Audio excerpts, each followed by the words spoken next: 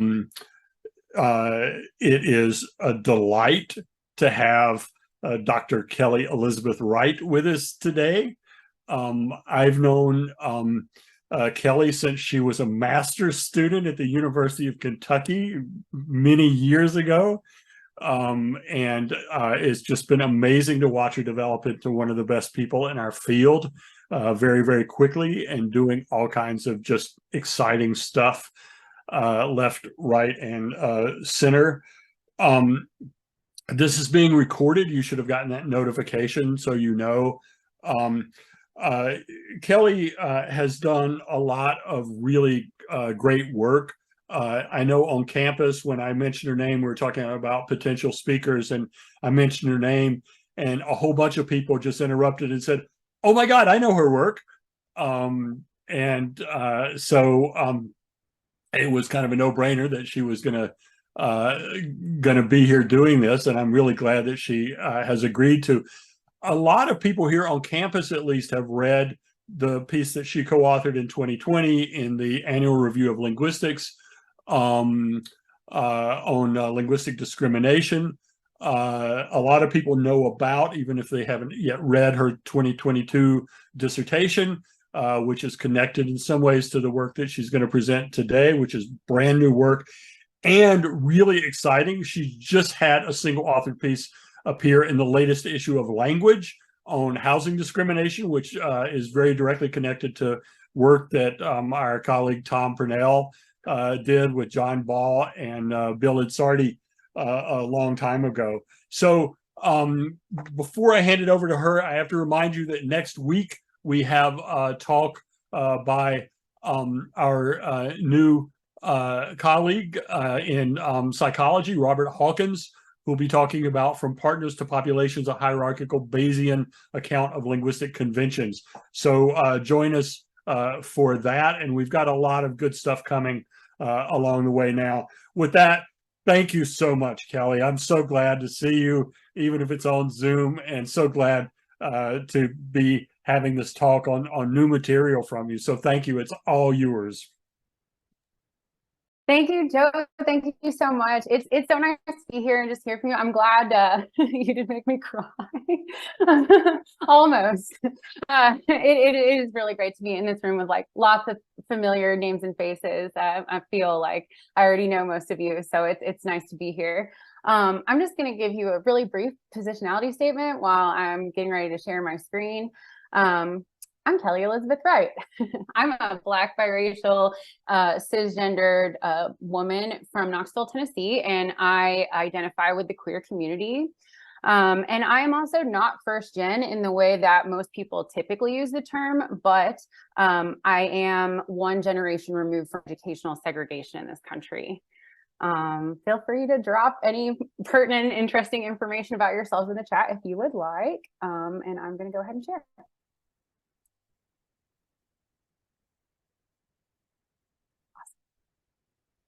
Okay, so as Joe told you, this is like some new thinking that I've started around verticalization since Joe and Joe's interesting and fantastic book. So I'm going to just go ahead and get started. Excellent. Okay, so first off, you are welcome to download a copy of these slides, which include a full transcript, or just access them to follow along with this talk there at this bit.ly link here. Today is going to be perhaps somewhat conceptual, so but I wanted to take this gift of 40 uninterrupted minutes to dig a bit deeper into the ways in which individuals reflect on their own language use, which can form how we talk about language use as experts. I hope that at the end of the road I take to get us there, you all will have questions and observations which help these connections grow to benefit our combined inquiry. I'm going to start discussing speech perception in perhaps annoying detail and meaning making. Then we'll get into some izations, verticalization, standardization, and institutionalization. All of this groundwork will hopefully allow us to keep in focus what is at stake for the language user in the moment when they are faced with the choice of shifting or maintaining styles. I'll then present recordings from a new sociolinguistic interview methodology I developed to highlight the ways in which Black professionals negotiate the daily usage of the varieties and styles they command, paying specific attention to reported linguistic actions of self-censorship and their relation to more horizontal or shift-resistant usage practices. Now, the best definition I have for language is the materialization of thought. Whether we are speaking, writing, or signing, language is an embodied product. It issues from the bodies of individuals, which places certain physical, and by this I do mean capital P physical, restrictions on its manifestation. Right? Like, it's very difficult to produce ingressive and egressive airflow simultaneously. There are limits, which are common to all humans, placed on the ways in which we can use language. Our species, despite these limitations, has made such use out of the utterable, materializing thought in such a way that it can be preserved for generations, creating a history out of what we observe. Our primary senses, smell, touch, taste, hearing, and sight, give us the ability to perceive the environment, and our brains partition that information into discrete, meaningful elements. We are then able to determine if something is dark or light, near or far, or if we are hearing da or ta. But let's step back and actually consider how this happens. I have a thought that I would like to materialize. And so I flap bits of meat around in my head, creating a pressure wave which travels the room or into the microphone, rarefying and compressing molecules of air along the way to meet up with the organs of corti curled up in y'all little cochlea over there, which then electrochemically transduce that pressure wave I created into storable information. These specialized cells, these organs of corti, took millennia for humans to evolve, so they truly deserve their moment. We gather as much information from the environment through our ears as we do our eyes. And this super sensitive micro resonance chamber is to thank for that. Each time that green membrane is stimulated by a pressure wave, it presses on those specialized hairs and sends the brain a message. This mechanism likely sounds familiar as it echoes the operation of the telegraph, a mechanical approximation of our neural activity. Your brain receives the message, the stimulus, the ostensible ocean of information in that pressure wave, a facsimile of my thoughts, and identifies and categorizes it based on how you perceive its qualities. Your brain, simultaneously observing, analyzing, and categorizing, is packing off reports to the memory and the motor cortex for your next thoughts and actions, for all your thoughts and actions that follow. With all of these points of energy transfer between my thoughts and your thoughts, the phenomena of languaging continuously, smoothly, without much effort, and with most of the individuals you encounter as a species, or most of the individuals we've encountered as a species for the last 200,000 years, give or take, without interruption, is essentially a miracle. We move sodium atoms around the brain and civilizations appear. Linguistic usage moves matter. Everything you utter has physical force in the world. This operation is what gives our thoughts staying power. It's what allows for information to be processed in real time and categorized in our minds based on all of our previous collective experience of the world. We take in the world with our bodies. There's no other interface with which to live, to experience a life, or do self. When we experience language, there's always a body involved. We experience the bodies of others as they move their eyes and hands and velums to externalize their thoughts for us. We experience them in the megaliths we build together, in the ways we write and sing and scream over these monuments to ways of knowing which time effaces. We experience them in the machines we build, in the life ways we regularize. Because language is inherently embodied, it is also inherently social, a reality which reflects the human will to materialize thoughts for and about each other, a will which shaped our species into the upright, forward-facing, bipedal sensory arrays with big old lungs we are today. Our bodies place us at the center of our own stories about what we perceive. in the center of our own stories, then we come to adapt to the patterns around us most often, which are our own language use, the language of our parents, our immediate communities, etc. Focusing primarily on the perception of voices, embodied positionality is taken into account both when we decide what to utter and when we hear someone else, because we have knowledge about the ways certain bodies are expected to behave. Linguistic forms are material and come into being issuing from bodies that already have meaning in history, in contexts that already have meaning in history, in places that have meaning in history, in the unfolding and unstoppable arcing gyre of space-time. Our color, our gender, our size, our age, our ability all shape the ways in which we can and do produce and interpret language, no matter where or when we are. Variation and creativity are real in the present, and we do have agency in the discursive actualization of self.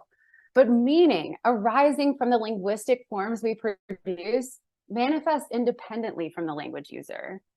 The embodied nature of language tells us that there is no so-called right way to use it.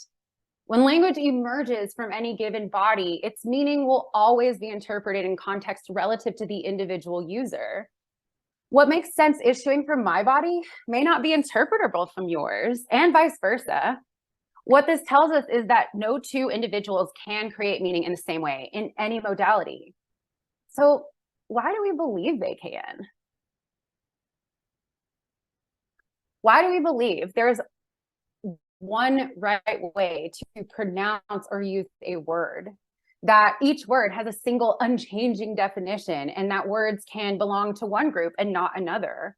When we start to look back over these 200,000 years and consider what types of language people deem to be proper or believe sound pleasing to the ear or have determined more appropriate than other types of language for certain venues or forms of address, none of that falls out of the natural evolution of linguistic systems. Those realities are products of who has been in social control over time. Across time and across communities, the ways in which most people have had open to them to use language in the world has not been entirely free. This is merely an observation of environmental constraints on embodied usage. The patterns of linguistic oppression in our world are incredibly old. They're older than every living human being. They are older than the printing press. And these engines, which turn what Silverstein referred to as the irreducible dialectic of linguistic production and perception, are one force which has been shaping language variation and change since the beginning. Because for me, the words queer, high yellow, and woman existed before I did. Because the same expectations that teach others how to clock me are the ones which also teach me how to be seen. The material and social history of the world has a significant influence over the functional operation of our individual linguistic systems, and every single one of us labors to construct and conduct self under this influence. And I simply must take the opportunity to illustrate this for you by making a lexicographer's connection. Ization is a suffix we add to words to describe the making or doing of things, to indicate the agentiveness in a concept, to mark that what is being discussed was at some point created. Verticalization is the process through which individuals orient to the larger society outside of their immediate community and thus begin incorporating the language of the larger society in their daily practice. Language shift follows the adoption of more vertical linguistic practices. Nader connects such shift to the notion of modernity itself, reinforcing Warren's point that a user or community is more likely to give up local control of lifeways in favor of assimilating to increasingly interdependent institutions as those institutions become more industrialized and globalized. Susan Gall's foundational study of Overvaart lays out the ways in which these three phenomena, verticalization, standardization, and institutionalization, connect in a modern linguistic community in transition. That's the picture of it on the map. They also have a really famous mall. Okay. Gall describes the ways in which a previously Hungarian rural community, 50 years after becoming Austrian at the end of World War I, was urbanized, and through that process also began a transition towards German monolingualism. I won't reiterate the entire paper for you, although if you haven't had the pleasure of reading it, I can assure you that it holds up better than other foundational texts in our field. But what's key in this conversation is the seemingly binary choice the youngest users have. Stop speaking Hungarian to join the modern world, or be left in the past with no personal or professional prospects. Why are people motivated to use one style over another?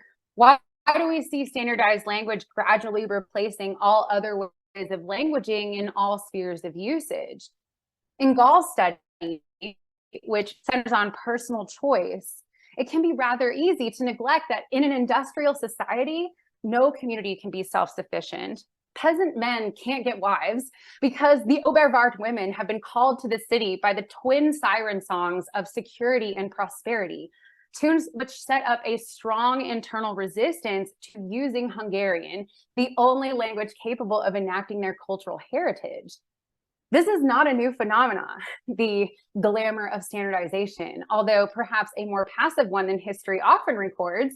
For example, when Charlemagne attempted to create an empire-wide cure for variation by developing a so-called invariable script, or when the Old English were obliterated by the Normans in 1066, and Old English along with it, losing whole modalities of production in a generation, instead of resisting, working to maintain Old English against rapid shift, the language and its users took a kind of suck-uppy journey to Middle English, absorbing Norman words, word parts, and sounds along the way, which increased the user's proximity to the standard, as well as their access to institutions new and old. We see a similar process operating in the national scale in 1950s Ghana, in which the first African move against colonial rule, which sought to create a new Africa for African people, could only conduct nation building under the umbrella of colonial English, despite the vast linguistic diversity that Ghana's borders held. Her leaders had a seemingly binary choice: elevate a Ghanaian language to national prestige, or elevate Ghana to global prestige. Nearly a decade after my fieldwork in Ghana, I remain unable to shake a profound sadness that this choice, a necessity for bringing further institutionalization and participation in a globalized economy, essentially verticalized the nation overnight, relegating generations of Ghanaians to a scenario where their languages all but disappeared for their physical lives, where robust mother tongues, some older than civilization itself, became stifled and maligned in favor of progress. What is important to recognize in these examples, from Oberwart to Charlemagne to Ghana, is that the standard is not a natural language variety. It is a slot in the environment, something anticipated as significant in all markets. This slot is cyclically filled with the preferred variety of those in social control over time. Its usage is directly tied to verticalization, as those gaining power retain control over more domains of usage: the church, the court, the bedroom. And their variety becomes what is expected, accepted, valued, appropriate, non-dangerous, or sincere in these spaces. Why can't Overvarters speak Hungarian in the city? And why can't Ghana use Twi or Ewe or another West African language while building their interdependent institutions? Well, because all linguistic material has a social meaning. Be that material a variable like the fortified D in day, which is sometimes racialized and other times regionalized, or the usage of an entire variety like Yiddish. The meaning of this material is often entirely separate from a produced variable structure and function. These social meanings manifest because, as Babel unequivocally states, people perceive and produce language through the lens of social categories. The usage of linguistic material carries and/or activates different social meanings for individuals based on their class, age, race, sexuality, regionality, and lived experiences. It is individuals who are aware, and the individual, their consciousness, the material they move as a thinker, is conditioned by their social milieu. Our social milieu is one which exhibits a standard language ideology or a bias towards an idealized spoken language, which is maintained by dominant bloc institutions, which is drawn from primarily from the language of the upper middle class. This bias may be passive or active in individuals, but it creates a scenario where all social meanings available to a user in a given context have been pre-valued by an overlaying perceptive structure which judges the proximity of produced linguistic material to an abstracted standard variety, one used primarily by the middle-aged, the able-bodied, the cishet, the moneyed, the white, the Christian, and the male. This social milieu asks very little of some users in terms of their linguistic production, because what is already natural or comfortable for them is what is expected in most linguistic markets. What has become what is so-called appropriate across most domains of usage. Domains of usage or linguistic markets can also be understood as where commodified sociolinguistic labor takes place. Bourdieu describes the linguistic market, the now-containing space, where the dialectic moment of social process occurs, as a structure which imposes itself as a system of specific sanctions and censorships, but that style derives from the ways in which a perceiver, the listening subject, makes connections between how differently embodied people necessarily navigate those sanctions differently. Okay, what does impose itself? The material and social history of the world. These are the extant domains of usage and their construction. How are specific sanctions developed? Passively and actively by those in social control over time. This is how one way of languaging is chosen as preferred or as a norm of production. What is style? A material representation of the ways in which an individual user perceptually navigates the universal constraints which apply to all users. This is how one orients themselves to preference. Language is an embodied product. In this light, we can come to understand why Fishman argues that habitual language choice is far from a random matter of momentary inclination, even if we may be monolingual, even if we personally feel our language doesn't shift much. What is being weighted? The value between variables for a user, a variable's exchange rate in the emergent context, is to an extent predetermined by the structure of the market and what it anticipates as a norm of production. Such realities have a significant influence on the ways in which whole groups choose to use language. And as Giles et al. Tell us, this system of specific sanctions and censorships, which govern the now containing space, really shape a group's ability to behave and survive as a distinct and active collective entity. While this may be already clear from considering Obervart wives and Ghanaian nationalists today, or even your own considerations of revitalizationist literature in the past, I'd like to provide one more example of the ways in which such constraints play out over time by looking briefly at African-American history before turning to my original research on Black professionalism. When a minoritized language is being maintained in any modernized society, this represents an active generational effort to sustain and transfer languaging practices.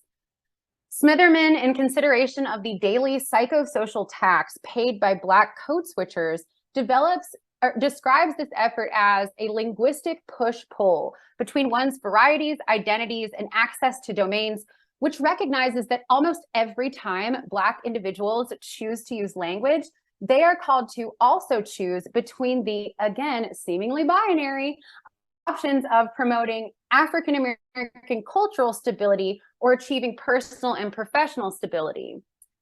The extant pressure to verticalize is so intense for these users that the presence of a robustly maintained and distinctly African-American variety of English in the present is at the very least impressive. So let's consider some of the moments in our shared history which created those pressures.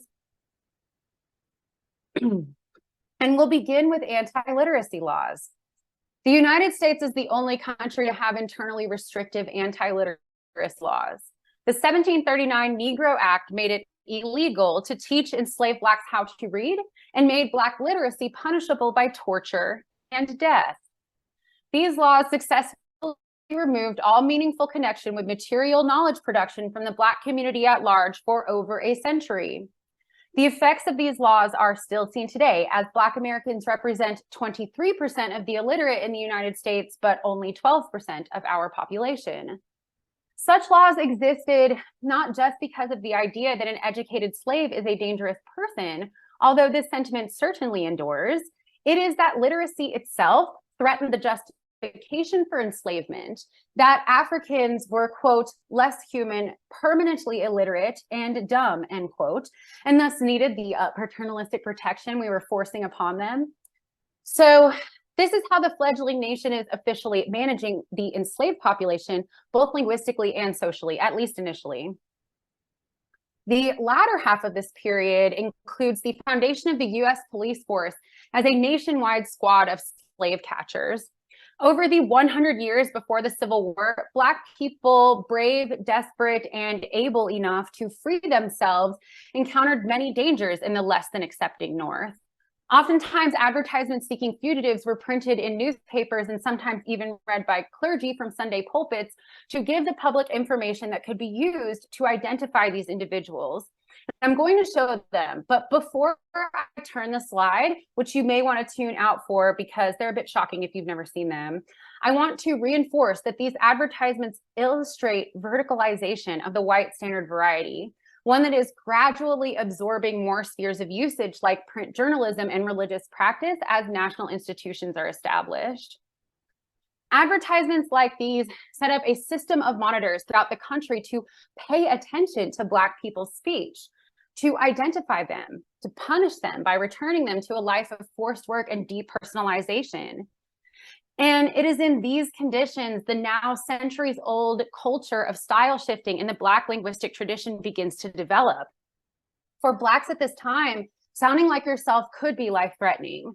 Taking Fanny at the bottom right here, for example, who is described as speaking both English and French, she might find herself in a situation where she avoids one of her registers in public entirely to stay safe.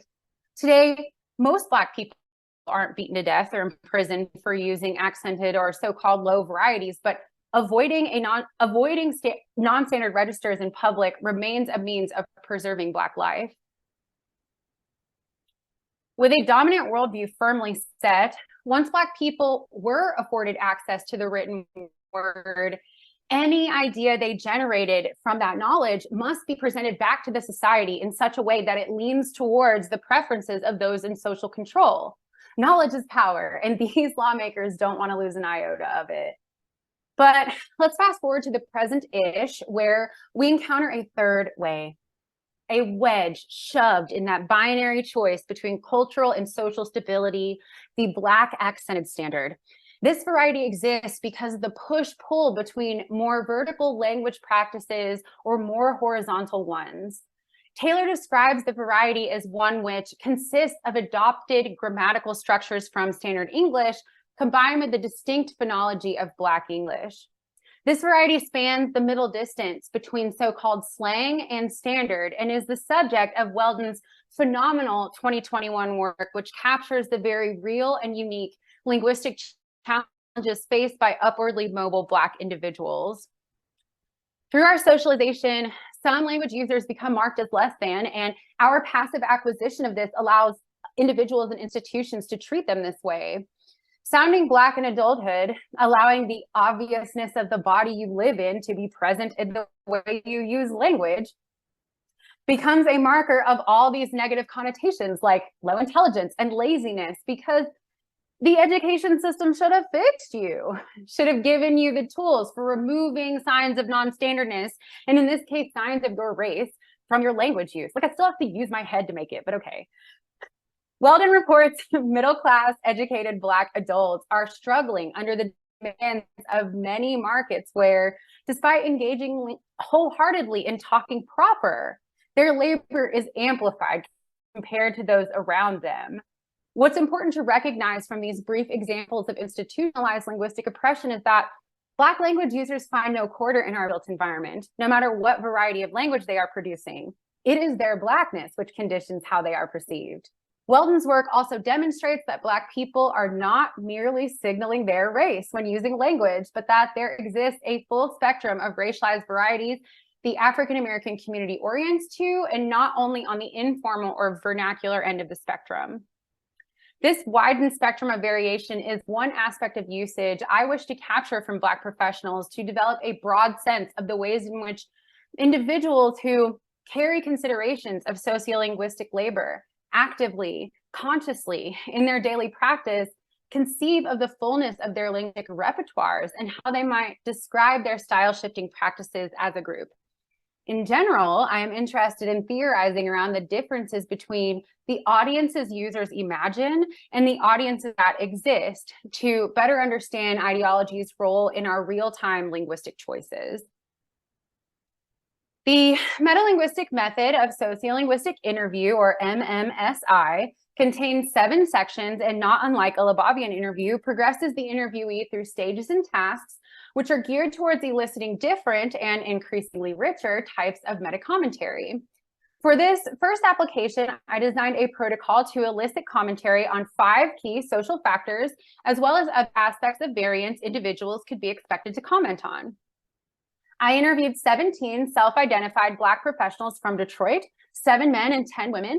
5 interviewees worked in the education sector, 3 in the nonprofit sector. The other 9 interviewees came from different professions. I truly wish that we had time for me to tell you everything about each of them because they're all just spectacular people. But instead, I'll present excerpts from 2 interviews which highlight the factors we've been discussing today. We'll first hear from Jerome, a 49-year-old male who teaches language arts, because their reflections do more than my summaries ever could. How do you consider the types of language that you use to be related to your racial identity? Oh, wow. Well, definitely. But see, here's the thing. I know how can I say? It's like I tell my students all the time. I know how to use standard English versus non-standard English. Now, like I tell them, now when I'm at home or I'm hanging with the boys and talking, I may not use standard English all the time. Now, but if I'm talking in, a professional setting or a doctor's office or things of that nature, then yes, of course, I know how to talk in standard English. I will say this. I would agree that, if I was just talking to somebody probably would think that I'm African-American in a sense. I think the one time in my career that I made a mistake where I used a term during an interview, and I said, man, I shouldn't have said that because I know that was a strike against me. And what it was I was interviewing for an assistant principal position that opened up in, is it Hazel? No, Ferndale. And I was telling them, they were asking me about, and when I finished the statement, I said, I'm ready for this. I'm hungry. That's not, interview language that you should use. I was hungry, but that's just not I shouldn't have used that word. Why do you think hungry didn't fit? I'm just curious. Because when you are coming to a district and the interview panel is predominantly all white, but still, that's still not the professional language to use. Right. That can be a red flag. Now, of course, they're not going to come out and say that because now that's discrimination. But yeah, I just think that me saying that when I look back after the interview, I was like, man, I shouldn't have said that. I was really, really enthusiastic. That's a word I probably regret using during that interview. Yeah. Okay. So I'm interested in, what does it mean to you to talk white speaker? Yeah. And let me tell you something. Personally, my daughter, man, I remember a couple of years ago, man, she, I would tease my daughter a little bit, and she really got upset. I didn't understand how bad it hurt her, because in her mind, she says, it's one thing I have to hear from friends, but when I have to hear from my own family, so I've learned that, that's a very sensitive. The thing is this, though. when people talk white. See, here's the thing. You have to, I mean, unfortunately in this world, you have to know when to use standard English. Right. I'm not necessarily using standard English in the hood if I'm with the fellas or if I'm doing this, you know. Sure. Why would you? Be right with you, because I'm gonna tell you, because if you're talking like that, it depends on where you're at, you know, somebody's gonna try you. Where did that come from? Did it come from our elders and older African Americans who had to deal with things and then, you know, then the ancestors who were able to go off to college and better themselves and learn so that they could survive in the world, white world or whatever. And then, are you talking white? Okay, so you can even go back that far to see where it's starting. Now, as far as that authentic Black voice, wow. You know, for me, I think it's a thing of, we still have to be proud of who we are. Mm-hmm. I think it's a thing of being and knowing who you are and still being able to speak up for yourself and know that you have a voice and don't feel embarrassed or afraid. But I think because some of our people are not as educated and may not have, you know, and haven't been anywhere. So right. When they get out somewhere and they're just used to who they are, you know, they don't know how to voice themselves in a manner that is productive for them. And I'm not saying you forget who you are. That's not what I'm saying. I'm saying that your voice matters. But, you know, if you're trying to get a job. Jerome has a real recognition of the domains of appropriateness. He obviously possesses knowledge of multiple varieties, but has a clearly demarcated sense of where they belong. His motivation for style shifting stems from a recognition of the limitations to access using African-American varieties can bring, a belief that standard language use is necessary for social mobility, and a desire to spare his students from that struggle. While reflecting on the Black voice, he equates it to an uneducated style, one which people who have never been outside of the ghetto produce. Jerome stands out as one of two interviewees to provide negative evaluations of Black language use. Jerome believes that making it in the white world involves assimilating to white ways of being, and he believes that this assimilation makes African Americans, quote, better. Although he teases his daughter for producing this exact same variety he's teaching his students. A further indication that Jerome has a real respect for contextual appropriateness, and it's deeply embedded in his ideology. In fact, this is evidence of the standard language ideology writ large at work in a man dedicated to serving the young people in the community so that they can climb the high linguistic walls around their ghetto and become, quote, productive. But Jerome is also a man who knows and regularly uses Ave, who reaches his students by using that variety fluidly, both in class and in the community. Despite claiming that certain codes belong in certain contexts, Jerome's everyday language use is very much a blend of styles. Next, we'll hear from Lillian, a 45-year-old female who at the time of this recording was running for Detroit City Council. Well, I think most African Americans, especially those who are in corporate America, is what I'll say, are capable of adapting. So I think when you've gotten used to being in a certain arena, so like if I am in corporate America and I develop friends within my job and I spend time with them, the more I spend time with them, the more I am speaking that language. It just becomes your normal. That would be the same way if I was with my family more often. And so I think, unfortunately, what tends to happen in our communities is people start to stereotype you one way or the other. And I can say that, you know, going through, because I've run for city council before, 4 years ago when I campaigned, there were people in the grassroots community who looked at me And I guess they didn't like the way that I spoke because it was not a lot of slang. You know, to them, I couldn't identify with people in the city. Everybody in my family, they don't know it, but they would probably say, oh yeah, now that person can identify with us. It's my family members. The only difference is I had different exposure when I went to U of M to get my degree. But deep down inside, I'm still the same person. And so they wanted to stereotype me just because of the way that I speak. I don't feel differently when I'm around my family. I still talk the same way that I talk. I might relax a little bit, but not a whole lot. Not a whole lot. Lillian is acutely aware that bicultural competence is fundamental to the educated Black experience, but she doesn't possess it. Lillian has been awarded both by her family and her professional arena for aligning herself with the larger society and thus with standardized production. But the lifetime it has taken for her to command this variety has also severed her connection with Black meaning-making practices, despite living in the same neighborhoods where that innovation is taking place.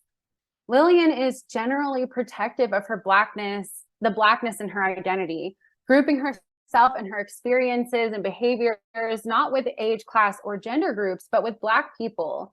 Blackness may be Lillian's primary identity. Using standardized varieties doesn't remove your race. But because of her upbringing and bleaching education, Lillian does not possess the same types of knowledge as her fellow Detroiters. It is not Lillian's age which stifles her familiarity with vernacular terms, but her verticalization, an artifact of the distance created between her racialized self and her community by employing the standard in nearly all domains.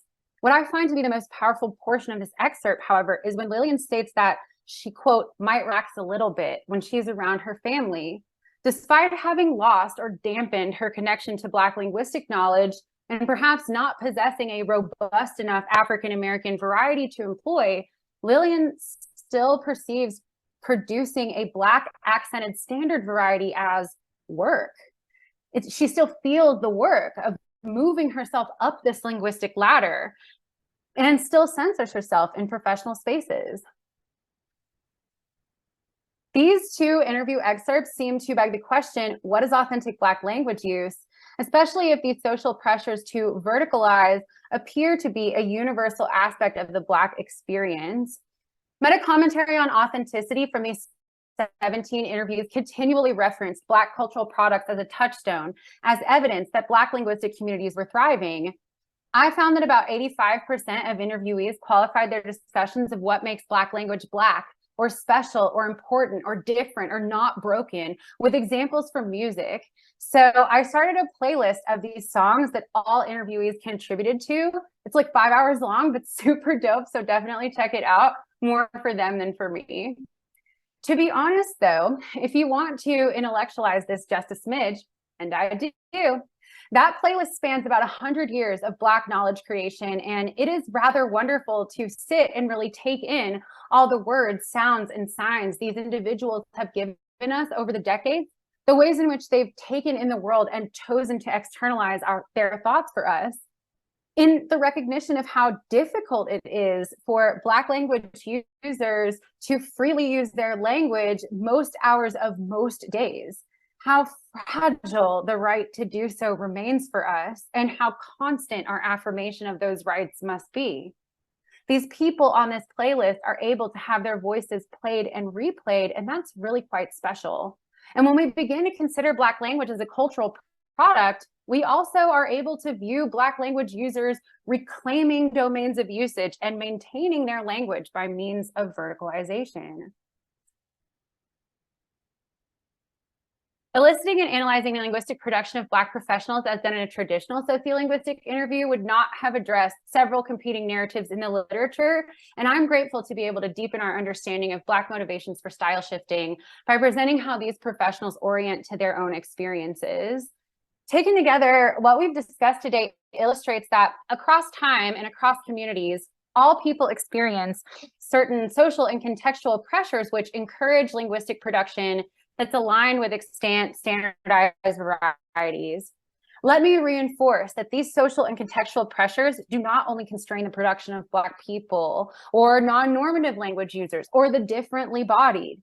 These constraints extend to all language users and can manifest in less obvious ways. Therefore, we all retain a responsibility of sorts to find large and small ways to encourage others and ourselves, really, in the communities we enter to use varieties safely and completely. So as we transition into a discussion this afternoon, I want to ask, does the materiality of forms, bodies, context place influence on linguistic inquiry? As professionals, we have a highly specialized way of talking about languages and language use. How much of that talk recognizes the realities of embodiment? Where do we think that our field could most benefit from that discussion? And I also want to ask, what would an institution that encourages horizontal participation even look like? Ostensibly, it would look like a community which hasn't aligned itself with the larger society. Is that something we can approximate in higher education? Thank you for creating a space today for me to safely and completely share these big ideas. I am sincerely looking forward to your thoughts and questions. And if you don't get an opportunity to share them in the handful of minutes I have left for you, please connect with me afterwards. I love getting messages about these things. Thanks. Thank you so much, Kelly. That was an amazing talk in all sorts of ways. I can tell you, as one of the people working on the verticalization model of language shift, we've been really aware of the fact that it started from a very narrow base, and especially Josh Brown has been talking about and starting to push toward thinking about anchoring it more in a set of other traditions, including anthropological linguistics, including other kinds of cases of maintenance than we've talked about so far. And you just did a whole bunch of work, speaking of work, for the model. Josh is going to be so excited when he sees this, and the other people working on it as well. So thank you so much.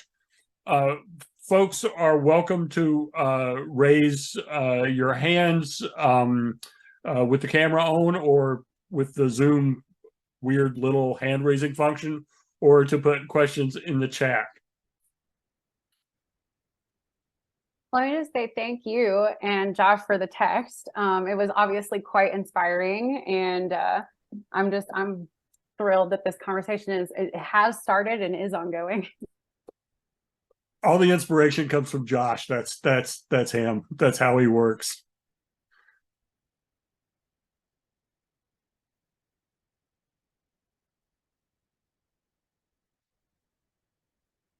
I'm waiting to hear brilliant responses to your questions. I mean, honestly, same. These are the questions that are like in my heart of like, can we even do this? Is this real?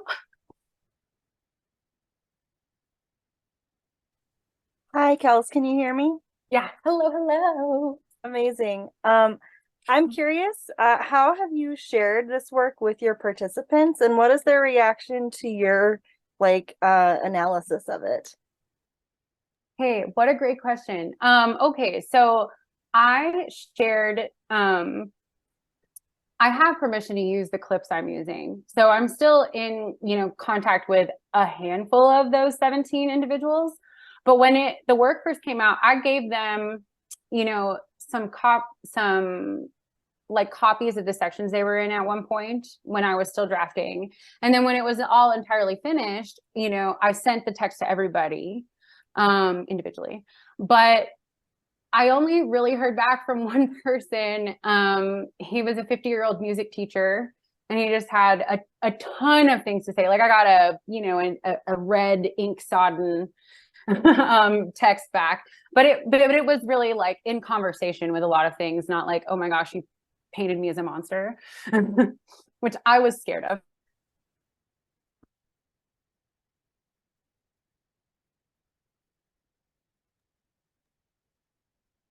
Amazing. Thanks so much, Kels. I'm always curious how people interact with participants afterwards and how that goes. So thank you. It's great to hear about that one participant Thanks for asking.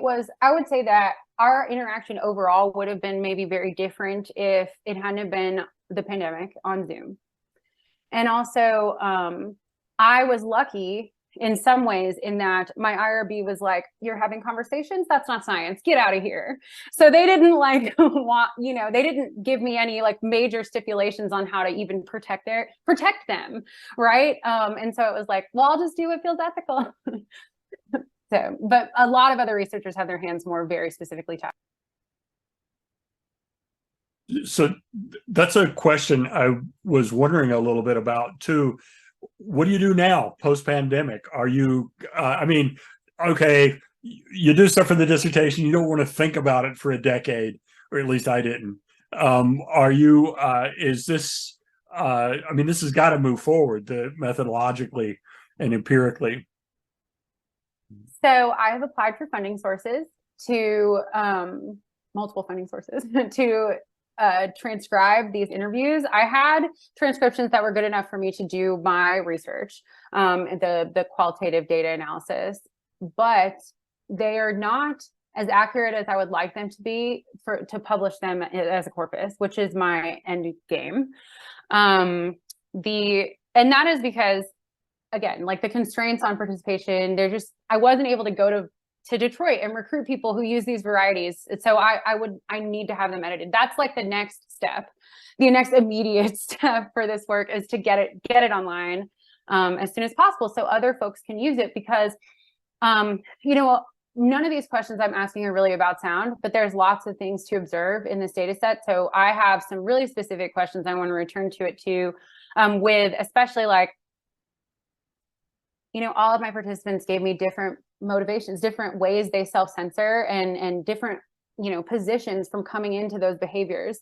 But many of them are producing the exact same sounds, so it's like, what does it even mean, right? Everyone end up in the same place for a different reason.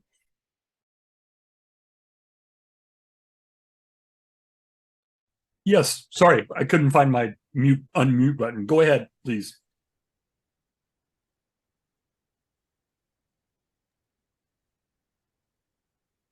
Yes, please. Okay.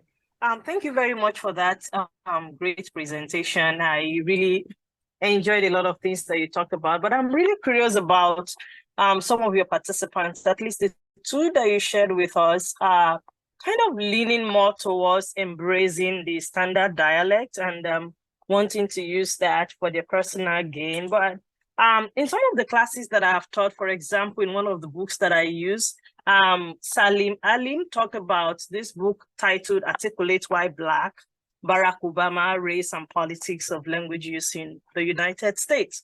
So some of the proposals in that book talks about how Blacks in the US should not just embrace the standard dialect, but negotiate their identity, both in the classroom and across all formal contexts. So I'm curious if there are participants from the remaining interviews that you didn't have enough time to share with us, kind of lean towards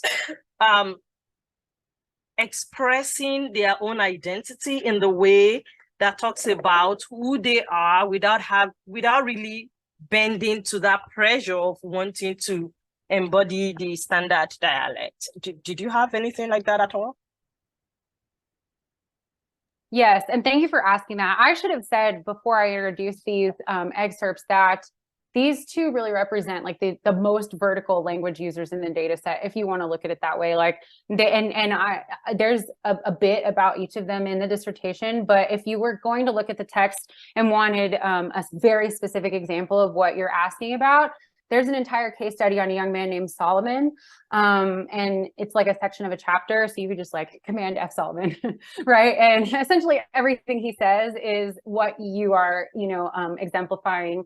That he is one of the younger people in my data set, but I did have like men and women in their 40s and 50s who were also, very much like, I really purposefully incorporate my varieties into my professional spaces. I've been working to do that for a long time, or I changed careers because I wasn't able to. I, am working very hard to live authentically, and here's what that looks like for me.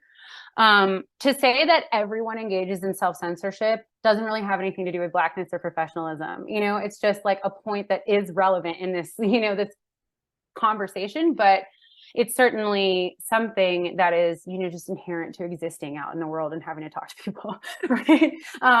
So I think part of what is happening here is teasing that apart, of being like, what's normal and what does every user do, and what are these users doing that's really specific to their positionality.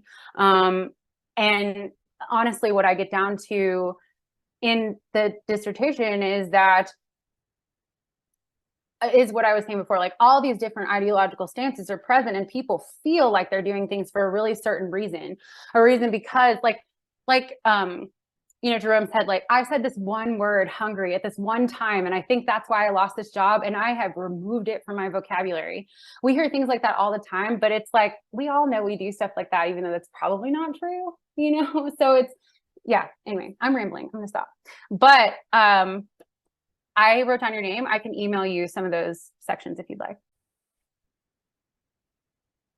Hi, I have read in your dissertation, you've talked about folks talking about sociolinguistic labor of style shifting in the workplace to be perceived as professional. And you mentioned just now, you talked about well, the style shifting that people choose to do so that they can vertically, if I understood you correctly, vertically rise and be accepted as professionals and be successful. How much of style shifting do you think is also related to the work, or not wanting to do the work, of being understood in the workplace or in any setting? Because of course, language is also about communication and understanding. And yes, there's every receiver of language comes from a different place. And if our backgrounds are very different culturally, how much of the labor involved in style shifting is related to wanting to be understood and not wanting to take the time to explain if they use a vernacular term or an African-American vernacular phrase, of not wanting to explain to maybe their 90% coworkers who are white what they mean by that? No, thank you so much for this question. This, I think, is also pretty fundamental, because certainly we all want to be understood, right? Like certainly there are certain people in our lives, you know, maybe like our parents or grandparents, it's like, they don't know what I do. or, you know, folks who, yeah, like we are folks in our, you know, like our professional environment, like our offices, of like, if I don't say this exactly this way, it is not going to happen.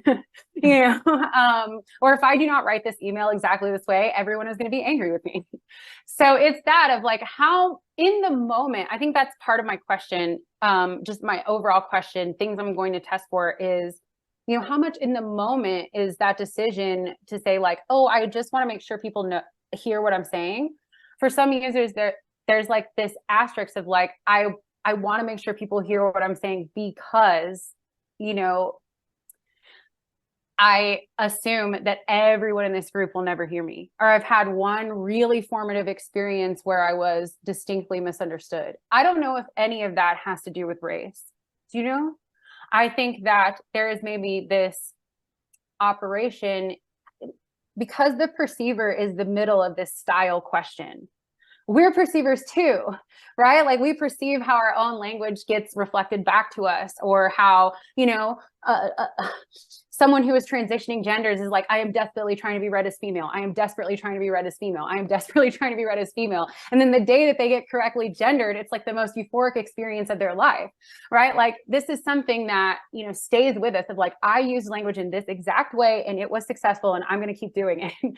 That has to be a universal experience. But not everyone describes daily language use as laborious.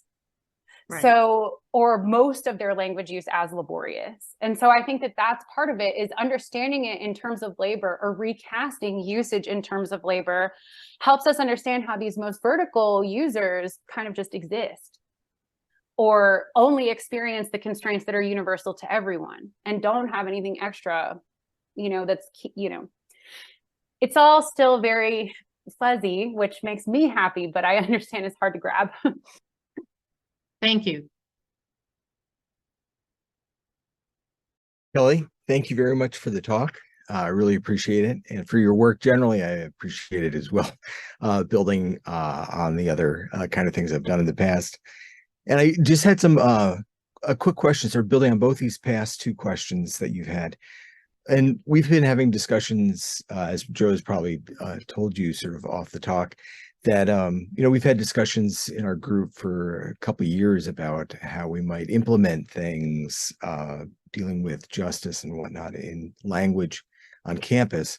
And I'm just curious if you have, based on what you were just saying, any recommendations at the university level for how we can actually reduce the labor cost, sort of the language labor cost among students, not only at across races, but also across socioeconomic levels, if there's any kind of sort of recommendations you might have after thinking about this for a while. Yeah. Thank you so much for that question. Gosh, it's tricky because every institution, every community is different, right? I do think that one thing that is like a perennial issue in higher education is, and just inclusion in general, is like our statements and our languages, our mission statements are when we say like, here are the things that are protected in my classroom, like we don't want hate speech, but it's like this of like our boilerplate language as institutions really needs a linguistic justly focused overhaul, mainly because language is not listed in things that are protected in most places. The federal government doesn't make you do it. So convincing your organization to be like, hey, we don't get any of these other things if we don't talk.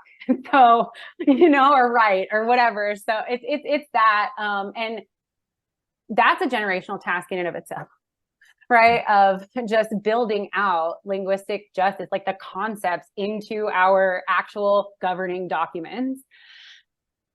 Another big step for me, at least in the classroom level, is finding ways to incorporate multiple modalities into assignments.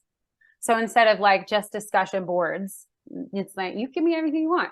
And I have gotten art and songs from my students and things like that. That's really great. In my profanity class, I got a short play from 3 folks. So it's like that of like, maybe it doesn't have anything to do with standard versus non-standard language use in the classroom. Maybe it doesn't have to be that specific.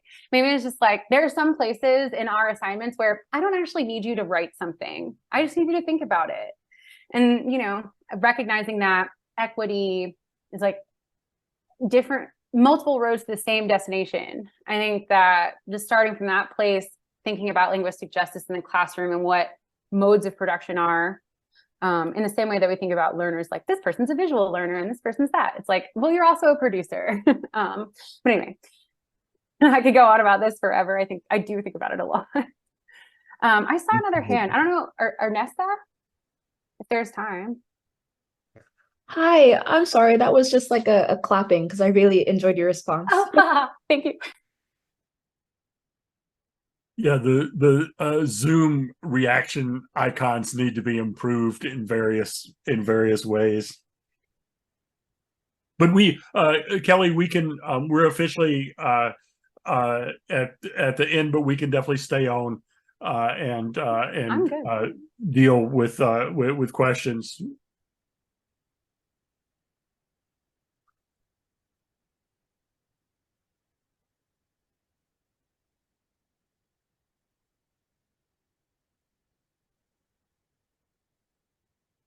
And your point about reworking university documents with a linguistic justice angle, that's something that Tom has talked about. It's something that Fernando has talked about.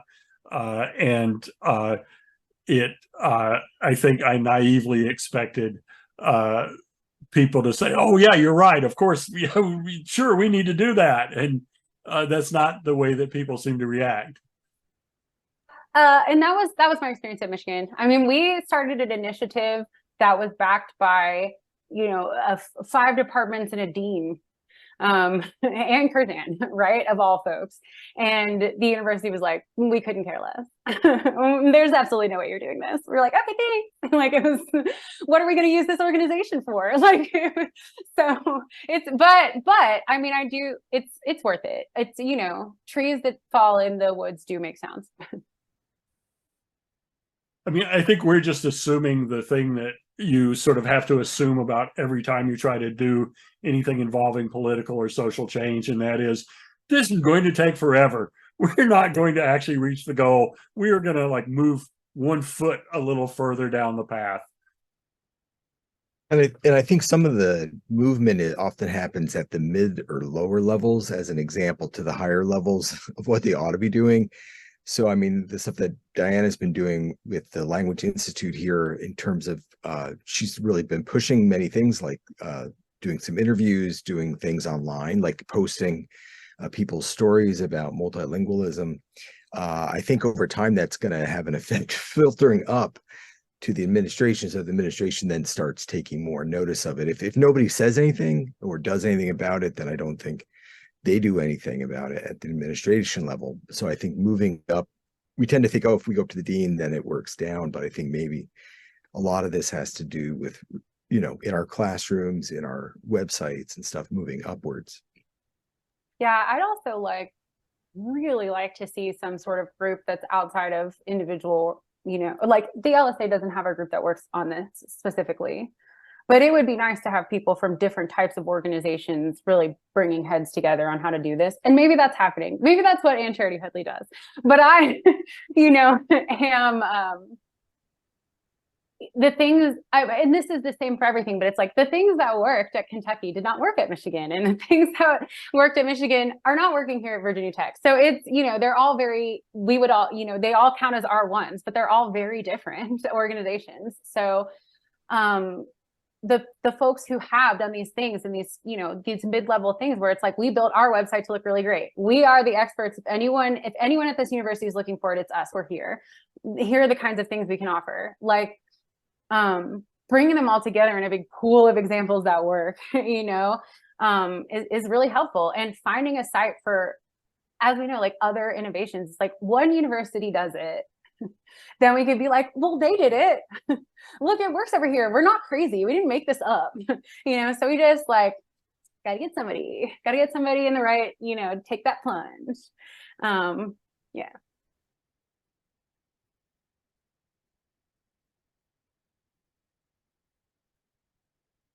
Well said, I think.